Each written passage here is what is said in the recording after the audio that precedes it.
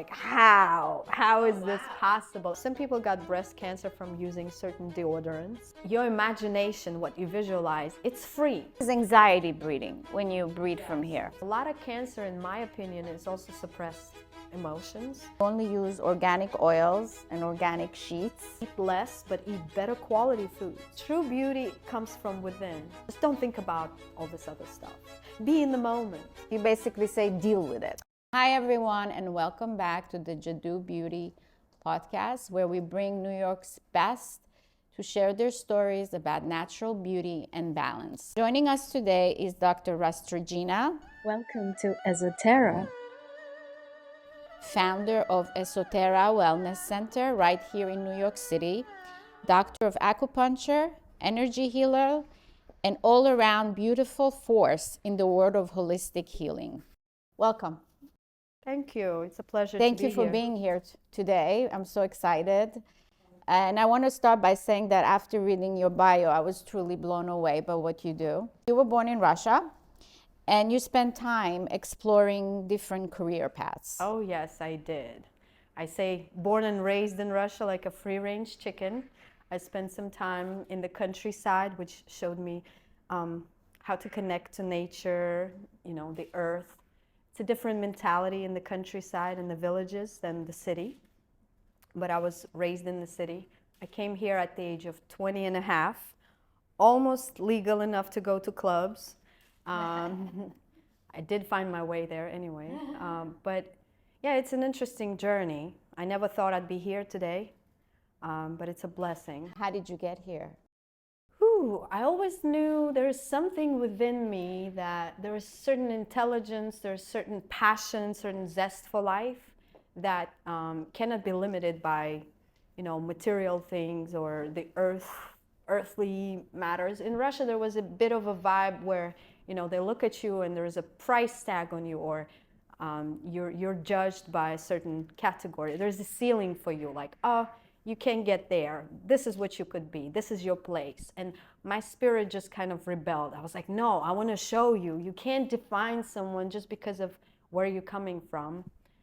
So it was attractive, the idea behind being in New York, if you can make it here, you can make it anywhere, the land of opportunity. But as a young person, I've tried so many different things: creative pursuit, photography, graphic design. Of course, I worked plenty of restaurants just to support myself. But how did you become a healer? What made you get to that point? So when I came here, again, I saw the same thing. So many people in the richest nation on earth, the most civilized, there's so many issues with health. People with money that I saw, all of them had something. No one was happy. I didn't meet anybody who was truly happy. So that idea that money brings happiness and joy and health, I was cured of that. So then I thought, like, what else? Like, if I do want to have a family and kids one day, how do I make sure that they don't suffer the way I did as a kid?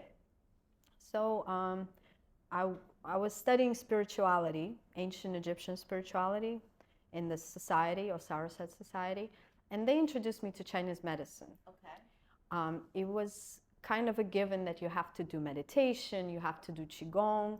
After a certain age, you burn this herb called moxa on a certain point, just for longevity. The idea of prevention and building health slowly so you don't have to end up with autoimmune conditions. You can really enjoy life. And I met all these women that impressed the hell out of me.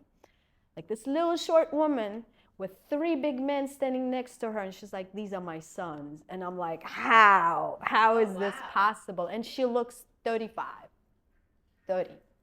I was really blown away. They were vegan and this and that. You don't have to be vegan to be healthy, but it's the idea of, again, holistic and health, not only on the physical level, but on the mental and emotional level and spiritual level. So there's quadrant: physical body, mental body, emotional body, and spiritual body, not neglecting any part of it. Then at some point I just decided, let me pursue a career, something that is not a job. I was tired of jobs. I was like, I want to pick something that I can do for the rest of my life. So I was using this ancient Chinese oracle called I Ching, which is kind of the foundation of Chinese medicine as well. And I asked, should I study Chinese medicine? And the answer was pretty straightforward, yes. So I was like, it's such a commitment. It's so many years, so much money. If you want me to do this, just help me out. And the rest is history. So I went to Pacific College. Right. Where? It's in New York. It used to be on 21st and Broadway. Now it's in Financial District. It used to be called Pacific College of Oriental Medicine. Now it's Pacific College of Health and Science. And now coming full circle, currently teaching there and supervising. So I went back because I really miss the community and I want to give back to the new generation of practitioners. Esoterra is such a beautiful name. How did the vision behind this space came to life? I learned from that Osiris Society a lot of meditation and the concept that your imagination, what you visualize, it's free. Even if it doesn't manifest, at least you get the joy of visualizing something that you wish. Only if it's aligned with divine will. Your personal will has to align with divine will. So we can't manifest anything unless it's meant for you to manifest. Usually, if it's only for yourself, I don't think we can do this. But when it's something that can benefit more people, you're more likely to manifest it. So I was on vacation in Jamaica, actually, and I remember just having this week to be free and let my imagination roam. And I was like, let me just visualize this incredible center and all the things that I could do there. Because again, what do I have to lose? I don't lose anything by just visualizing it. I didn't think I could accomplish it. That was 2018 in March, maybe. And I was working with this chiropractor nearby on 41st Street. And then in June that year, the chiropractor set the temperature to 60 degrees. So here I am in the office. My fingers are blue, so cold and numb. I can't feel people that I'm touching because it's so cold. And I see all the other females in the office wearing something, you know, like a fur coat almost, a sweater. And it's June, I didn't bring anything. So I'm really, really cold. So I come up to the chiropractor and I say, Dr. John, could you bring up the temperature a little bit? It's like, you should try eating some meat. I got really, really mad and I was like, I'm gonna look for my own space. So I started looking. And in August that year, basically, I found the space here and opened Esoterra. Everything was like really a lot of synchronicities, everything last minute almost. But it only took 5 months from that visualization, that meditation, for it to manifest. And it wasn't my plan. I was just wishing. Anna, our founder, believes in manifesting. You can see she's very much into natural products and chemical-free because of her own experience with her grandson. But I know she manifests and she really truly believes in that. So I'm trying to learn. I hope I learned it. I feel like, again, it's easier if you think about how it's not going to only benefit you, but other people. Because if divine works through you, it's not just for your selfish, you know, to please your ego. No, definitely but it's not. Also to benefit others. And then I feel like that's the superpower. When you align your will to benefit others, then it wants to manifest. You're just the vessel. Oh, wow. I didn't know that. You talk a lot about turning pain into possibilities. Yes. Explain that to me. I'm confused. So it's the same idea. First, many people think of pain as the enemy, as something that is against you. Right. Not realizing that pain is a sign that there's some imbalance. There is maybe your chi and blood are stagnant, your life force, your vital force is stagnant. There's a reason for that.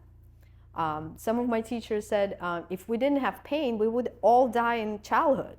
Imagine, just out of curiosity, opening something to take out your intestines, just like, hey, and then you die. So pain tells us what is good, what is not good for us, right? If you touch a hot teapot or something, the pain tells you, don't do that. You will burn. your body will suffer. So pain is actually it is a possibility. It's a friend. It's something that could change your life in a better direction. But the problem is many people ignore early signs of dysfunction, and they allow, the dysfunction to continue to the point where the pain is just so overwhelming or so systemic. For example, we'll take arthritis. For us in our medicine, there's a system of channels that it could be for decades, this process of depositing toxins in the joints because you don't have enough resource to deal with these toxins. And you can afford to not move for some time, but you cannot afford to let this toxin go into your organs because you will die. So let's say you're eating something that's toxic or using products with those chemicals. So again, the channels, instead of putting it into your heart or your kidneys, because this will end your life, it puts it into the joints. So at some point you run out of the energy to keep it in the joints and you start having pain. That's not your enemy. It's just the body is telling you that, you have a lot of toxicity there. And I need you to start paying attention to this. Stop ignoring this. We don't want to suppress it. We want to help the body release it. And again, let's say if it comes from food or certain products you're using, then you have to stop that. How do you know though? When you have a patient, how do you know if it's coming from food or it's coming from?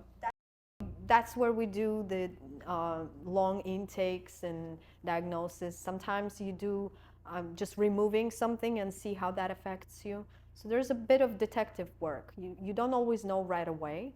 Sometimes it comes from emotions. A lot of pain comes from not wanting to address something, suppressing your emotions, being hurt, someone said something, or a lot of times it's parents. A lot of patients I see, maybe one of their parents was narcissistic. It's a lot of shame. It's a lot of that internalized, I'm not good, I'm not worthy of love. What does this thought, even if you think about it, right? Even if it's not your problem, if you think about it, what does it do to your body? You tense up, and imagine living like this 24/7 for years. It will lead to pain, but that pain again is telling you, hey, it's time to address it. And you're not a kid anymore. Usually at that point, now you're an adult. You can handle it now. No matter what happened in your childhood, now you can, Do you also have a psychologist? Yes, there is Dr. William Kaplanidis. He was my teacher in school, so he's been part of the faculty for 30 years. He's very, very experienced. He's an acupuncturist as well. So all he does is this inner child work, figuring out, and he goes straight to the root. It's not just talking, because I've met people who've been to talk therapy for even 60 years. Okay. And I ask, did it help? And the person's like, not really.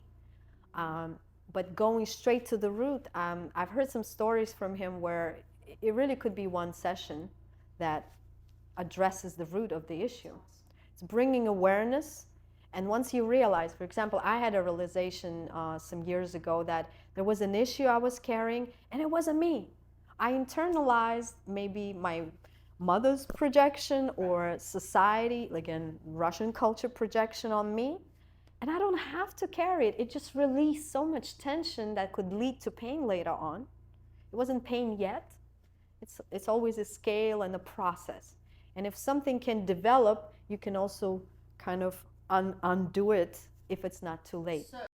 I came the other day to your center and I saw the salt cave. I've never seen anything like it, and it's really truly intriguing to me. Can you talk about that? Sure. When I was 14, my mom took me to Ukraine, to these salt caves, because I shared I had asthma and trouble breathing. So that was my experience. The music was terrible. It was Russian pop music, and I was forced to go there every day, 10 days in a row. So a part of me didn't enjoy it, but now, being in Midtown, sometimes you walk in, there's so much secondhand smoking and so much dust and pollution.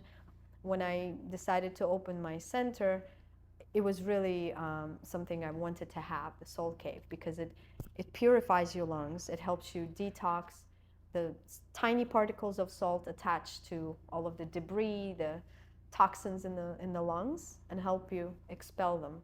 Salt naturally is antimicrobial, antibacterial. It has a lot of these great. How long do you sit in that cave? Usually 45 minutes, the way we have it set up now. It's similar to spending a lot of time by the ocean. It can be a little more concentrated. That's why the sessions are shorter. Right. So, but basically, if you live near the ocean, you don't really need us to go to a salt cave. But the idea here, again, we're in Midtown Manhattan. Many people don't even have the time to go and spend several hours or half a day by the ocean side. So this is a quick way to really help your lungs. Do you also work with cancer patients? Well, Chinese medicine works with everything. We are not curing it, but we definitely help people. It's about restoring balance. A lot of cancer, in my opinion, is also suppressed emotions. Sometimes it is from chemicals like Roundup. I've met several people who had leukemia from exposure to those toxins. I do believe food sometimes may have something to do with that, and other, chemicals. One of my best friends had lung cancer, and when I was talking to her about, what I believe it could come from, she was like, she recognized that that's her pattern. It's not physical, it is emotional. There was this doctor, I'm so bad with names, but there was this doctor in China 150 years ago who would not use acupuncture. He used all the principles of Chinese medicine to just talk to people, kind of like psychology. And he would tell people, let's say, you must forgive your father. And the person would go and process that, and if they were successful to let go of that blame or let go of whatever feelings they had, sometimes they would spit something out and just get cured. Magic. Wow. Well, amazing. We tend to kind of ignore the emotional or get distracted from it. Just go watch Netflix every day and, just don't think about all this other stuff. Be in the moment. You basically say deal with it. Yeah, if you don't heal it, it doesn't go away. A lot of even just a childhood accident, whether it's again physical or emotional in nature, it just doesn't go away. If someone hit you in the back of the car and you had whiplash, if you didn't do anything to get rid of it, 60 years later, we still find that your body is holding that trauma. You're currently studying vortex healing. Yes. Okay, I have no idea what that is. I'm learning so much. I mean, what is that exactly? What kind of a healing is that? It's really incredible. You can say we see a lot of miracles. And by definition, miracle is just something that happens and you can't explain, right? You don't have an explanation how it happened. So just this summer with my kids, there were several infections where typically would be an emergency room situation, but I did my vortex healing and we avoided going to the hospital completely. So it just burning infection even at a distance.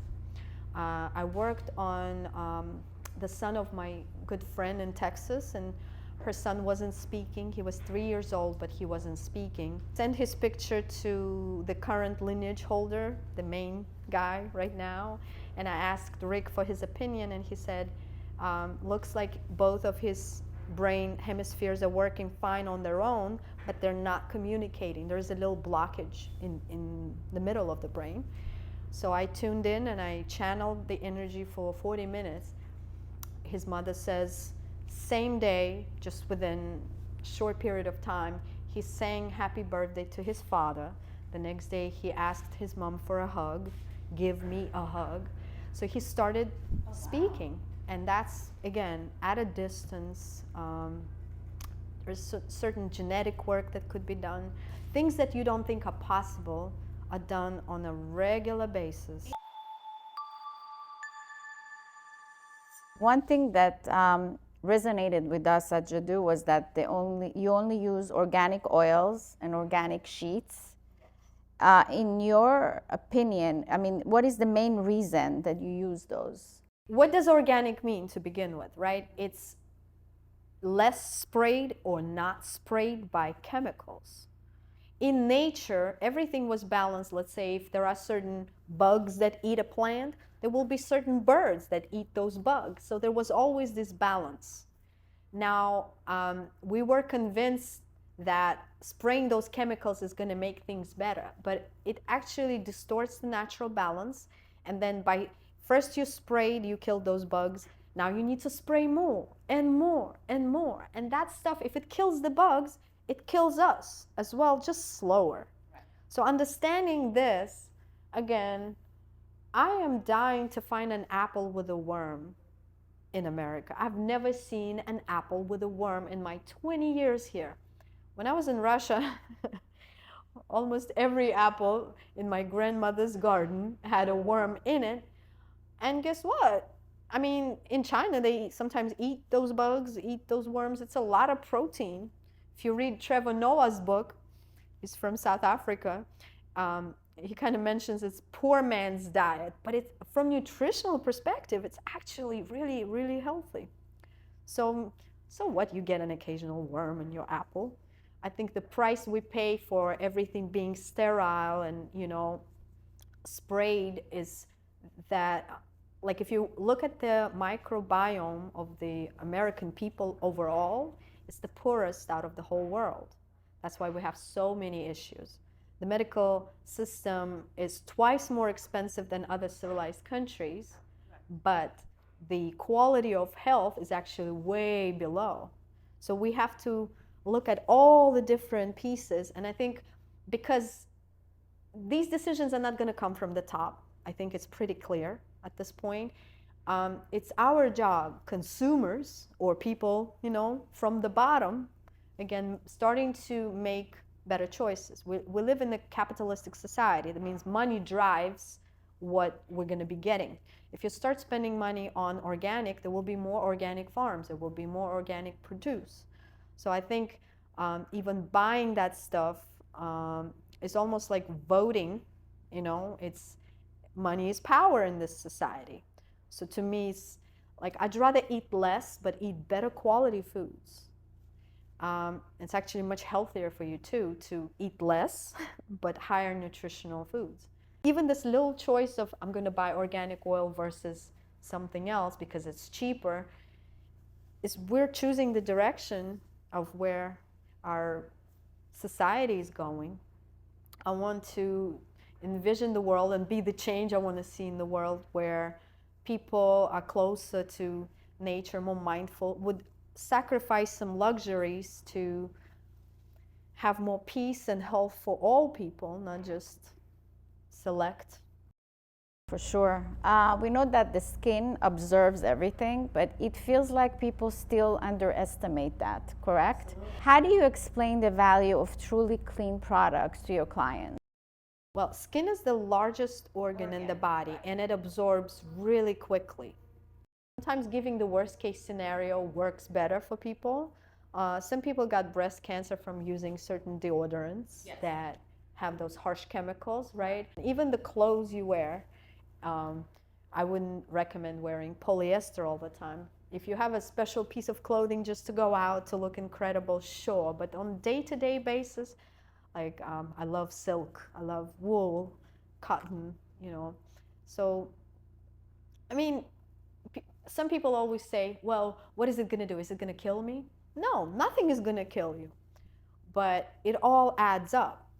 It's like investing. I often talk to my patients as investing into your health, just little coin there, and then all of a sudden you have this big jar. So it's not like one thing is going to change it all, but it's about changing your mindset overall. If you start eating cleaner, it only makes sense. You start also looking at what you put on your skin. Let's move to hair. What does healthy hair means to you? So from Chinese medicine standpoint, head hair is a manifestation of kidney qi, kidney life force. Healthy hair will have that silky texture. It will not be too dry. It will not be too oily. It will not fall out easily. Of course, there are natural cycles when the hair falls out. It shows the quality of your blood. It also shows the quality of the moisture in the body. And if somebody went on a very strict diet, often the hair falls out. So everyone can tell when someone's hair is healthy and when it's not, right? If you have a 4-year-old look at you and they're very straightforward when they tell you, they'll tell you, oh, yeah, what's up with your hair? If it's not healthy.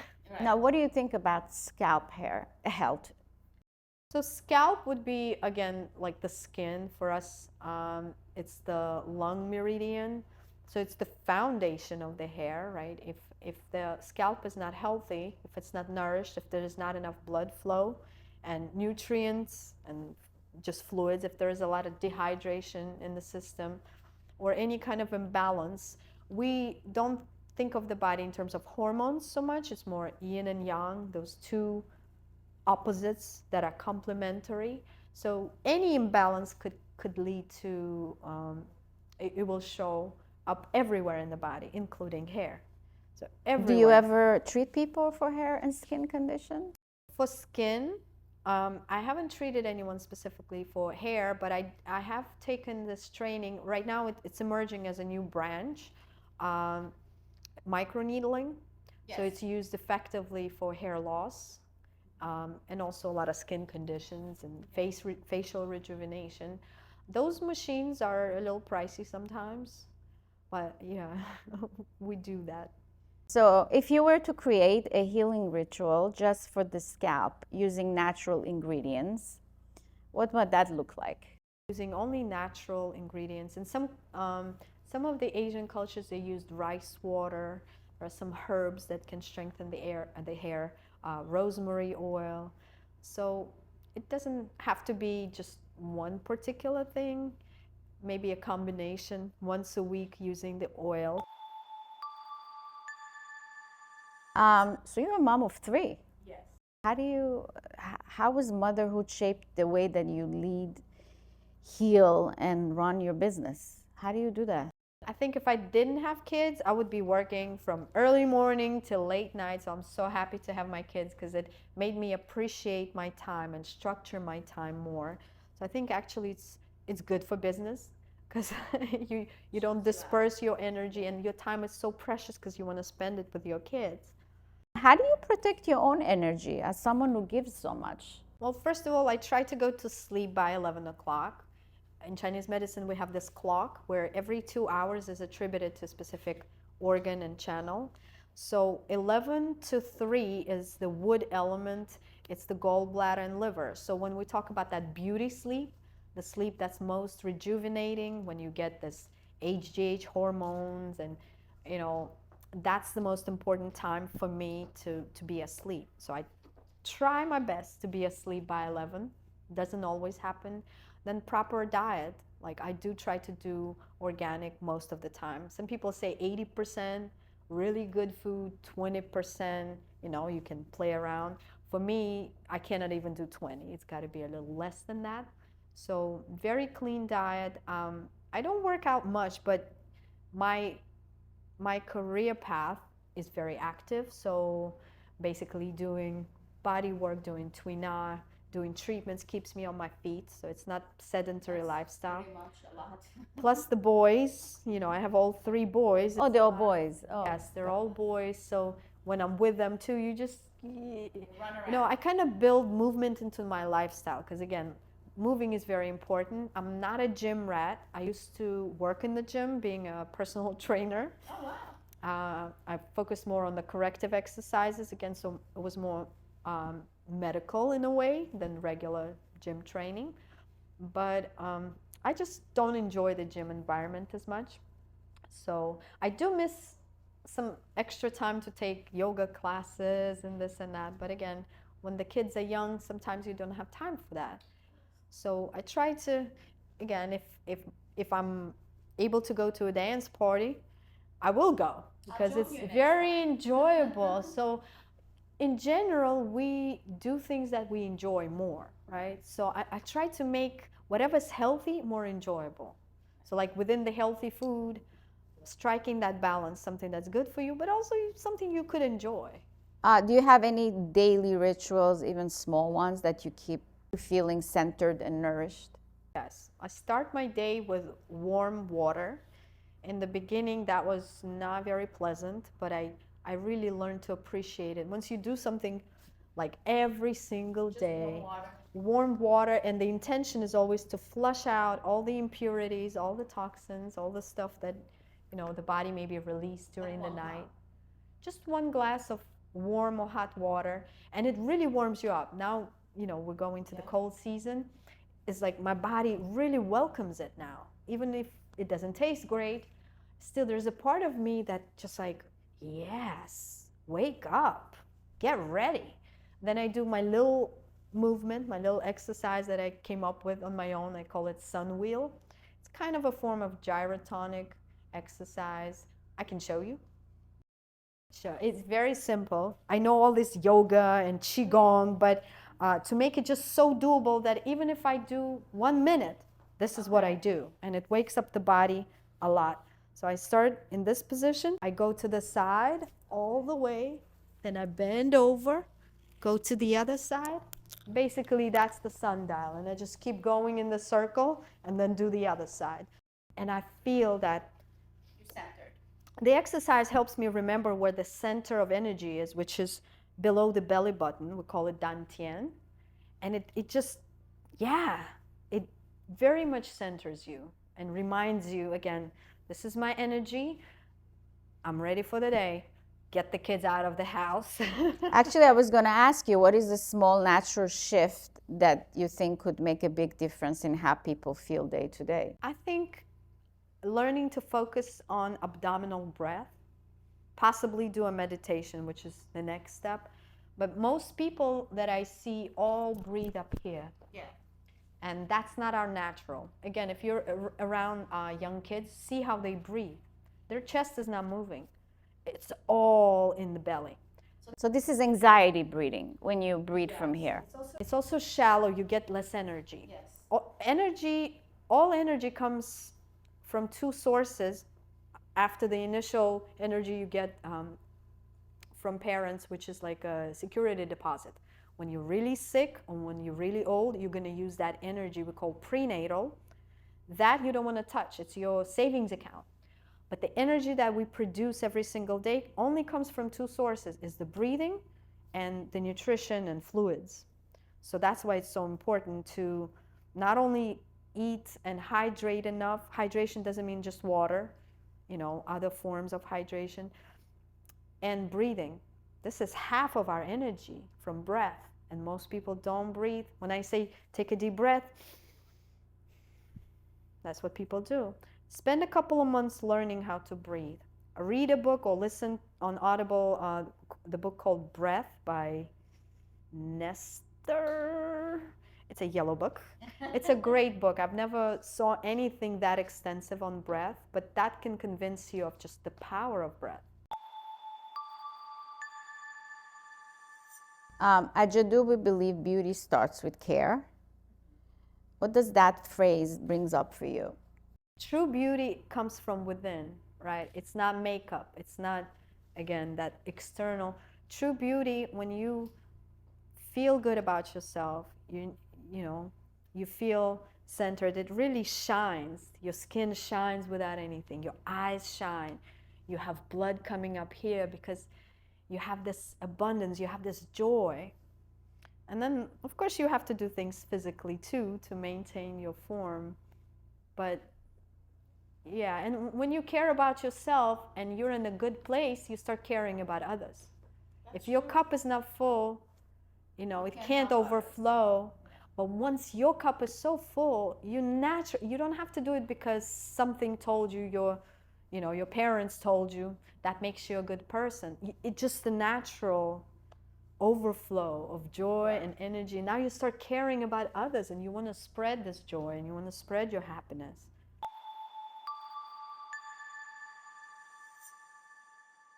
Thank you so much. This was unbelievable. Thank you so much for all the information. You resonate so much with what we do in Jadu here. And before you leave, I would like to give you a gift. This is one of our products. This is Jadu split end care, but it's a mask really. This has, the formula is a family recipe from our founder, Anna, that has been in her family for generation. Yeah, and it's refined here in New York, and it's 100% natural. I would love for you to open it up and see the ingredients. All hair types, that's good. Ingredients: coconut glow complex, coffee beans, castor bloom infusion, herbal magic extract, okay. Reduces split ends, strengthens hair, moisturizes hair, and reduces breakage. That's exactly what I need. You can eat it. Yeah. It's so good. I mean, if you are in a relationship, for example, don't you want your partner to just kiss you and you don't worry about, you know? And for all our listeners, thank you so much for joining us. If you like to tell your story about health and beauty or wellness, you can email us at support@jadubeauty.com. Until next time, thank you. And thank you, doctor. Thank you.